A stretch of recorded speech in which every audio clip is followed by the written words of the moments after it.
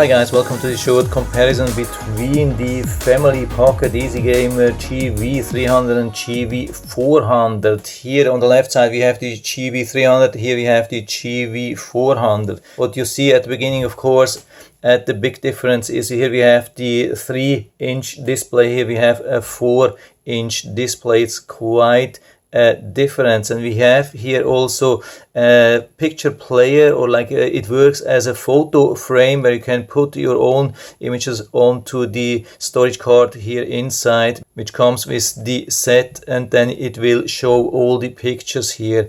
You have also this alarm, which is really nice. Here we just have the time, there's no alarm here on the left side with the GV300.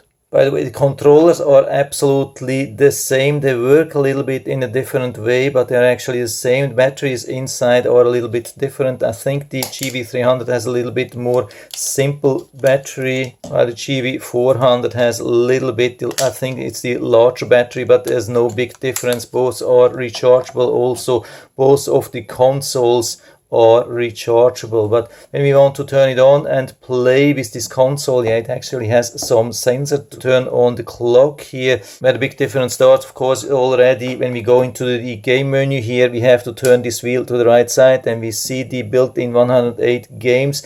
There is no micro SD card or so to enhance this list of games. We have these 108 games, but they load really fast. You can see that here we can change or switch the pages, and we can go up and down really fast. That's really stable, but there's just one list. We don't have different consoles to choose from, but it works really fast. I love the thing. Somehow it's almost faster than the GV400. You can see that here when we start the thing, also with the start button, then it loads instantly. The selection of one player, two player, we need to push the menu button here on the second controller. It's a little bit weird here, but you can see with this game here, it works really nice.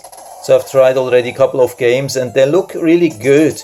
I mean, it's almost like a best of selection of what we have here. So really good, solid ones, which are really easy to play, a lot of them with two players. Some of the two-player games can be played against each other, or some of them you can cooperate and play against the computer, really nice. When we want to go back to the main menu, we press here and we are back on the main menu. Very simple, much more simple, but there's no save menu here. You can see there's no way you can save your game. When you have to stop in the middle of the game, there's no way. So this is much more sophisticated. I turn this on again. Also here to wake up, we have to press the menu to start the game. We have to push for 3 seconds on the start, and then we go to the overview where we have the different consoles. You can see it's a huge different thing, and a couple of these have even more than 1000 games. I think the SFC, when we push or enter here, you can see it's a little bit more complicated, but we have a lot of explanation down here. You can see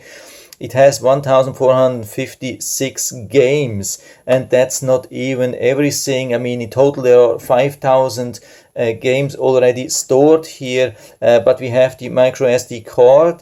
It comes with a 32 gigabytes, at least my version came with a 32 gigabytes card. You can just push it, take it out, standard micro USB card. Then you go into the folders where the ROMs are stored, and you can download even more ROMs from the internet. So you can probably add another hundreds or thousands, or maybe you can even use a larger storage card. It's extreme. By the way, the emulators are already stored here on the console. You cannot update, of course you cannot update it here as well, but at least you can update the games and pictures. And there's this save and recovery menu, and we start this game again. You can see that it's also a different thing. It loads this Java thing.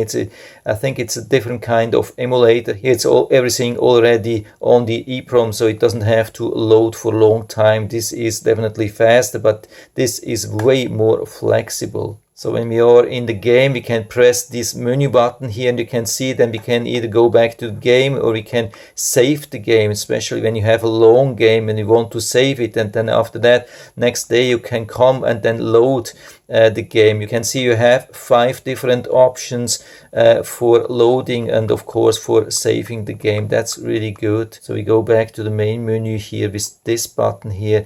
Yeah, it's everything a little bit different. By the way, both of them come with a TV adapter. You can just plug it in. The GV400 is in the back, but you have same cable, works really good.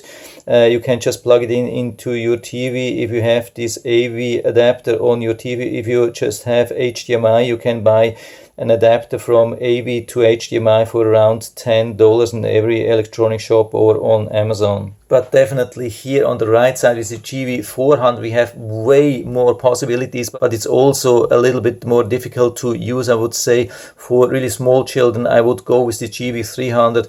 With larger children or teenagers I would definitely recommend to go with the GV400. But I've tested already both of them and they look really solid, I would say, and so I can give actually full recommendation on both of them, and I'll put down the link of both of them down into the description so you can check it out and order it right from there if you like it. And I hope I've been able to help you a little bit with this video. If you have any questions or comments, just write to the comment section below, and I'm always happy to talk about these things. And if you like the video, give me a thumbs up, subscribe my channel. Thanks for watching, and see you next time.